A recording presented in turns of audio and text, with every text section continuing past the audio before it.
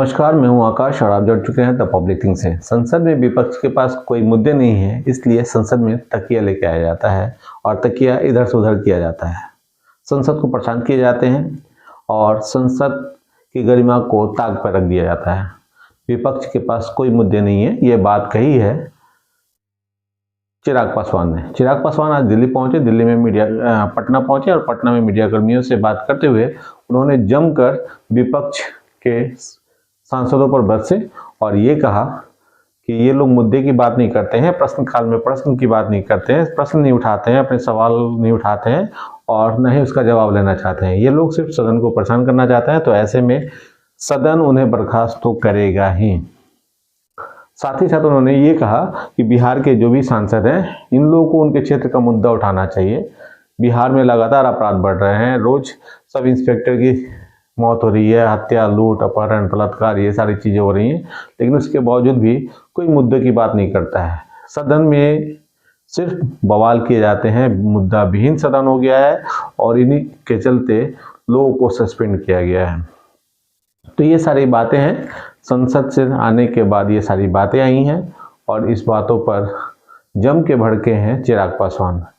क्या कुछ कहा है चिराग पासवान ने, जरा आप भी सुन लीजिए। कि क्या उन्हें उनकी क्षेत्र की जनता ने संसद में सिर्फ तख्तियां लाने के लिए चुना था या संसद में हंगामा करने के लिए चुना था? किसके लिए चुना था? मैं तो खैर बिहार में हूँ, बिहार में तो कोई विपक्ष का सांसद ही नहीं है एक को छोड़कर कि यहाँ पे हम किससे सवाल करेंगे। पर जितने भी ये विपक्षी सांसद हैं, क्या इनको इनकी क्षेत्र की जनता ने सिर्फ तख्तियाँ उठाने के लिए चुना है कि इनसे जुड़े हुए विषयों को उठाने के लिए चुना?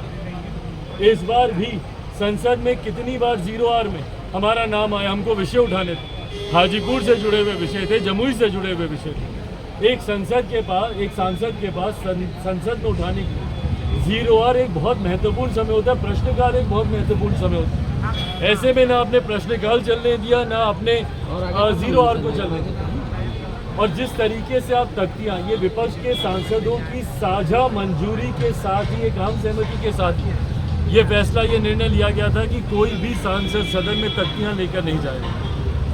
ये विश्वास माननीय स्पीकर साहब को दिलाया गया। उसके बाद सदन में तख्तियां लेकर आना, सदन को बाधित करना, किस विषय को लेकर? संसद में जिस तरीके से ये घुसपैठ हुई, कुछ लोग संसद में घुस आए, उसको लेकर संसद की सुरक्षा को लेकर। इनको संसद की सुरक्षा की जिनको इतनी चिंता है, आम बिहारी यहाँ पे रोज मारा जा रहा है, उनकी सुरक्षा की इनको चिंता नहीं है। ये जो सेलेक्टिव क्रिटिसिज्म करते हैं विपक्ष के लोग, बिहार में जिस दिन इंडिया गठबंधन की बैठक हो रही थी, उसी दिन बिहार में एक ASI की हत्या कर दी, उसकी चिंता नहीं है विपक्ष के सांसदों को। बिहार एक ऐसा राज्य जहाँ पे रोज हत्या, अपहरण, लूटमार, डकैती, बलात्कार हो रहा है, उसको लेकर ये लोग सदन को नहीं रोकेंगे। सब लोग गठबंधन में है ना, जब हम लोग इंडिया अलायंस की बात करते हैं, सारे दल ये गठबंधन में, तो इनके लिए ये भी चिंता की बात होनी चाहिए। अपनी जान की तो बड़ी चिंता पड़ी है ना कि संसद में हमला हो गया। और क्या पहली बार हुआ था ये? इससे पहले भी कई बार संसद में इस तरीके का हमला हुआ है, पर उस वक्त तो सदन को इस तरीके से बाधित नहीं किया गया।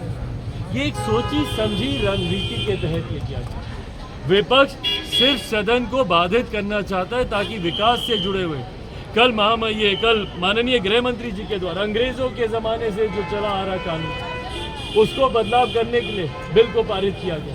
ये महत्वपूर्ण बिल पारित ना हो, सिर्फ इसके लिए विपक्ष हंगामा करना चाहता है। हकीकत है कि विपक्ष के पास आज की तारीख में कोई मुद्दा नहीं है। बाहर आते हैं ये लोग, मौकरी करते हैं, मिमिक्री करते हैं उपराष्ट्रपति की, जो कि राज्यसभा के सभापति भी हैं, और कांग्रेस के एक वरिष्ठ नेता उसकी वीडियोग्राफी करते हैं।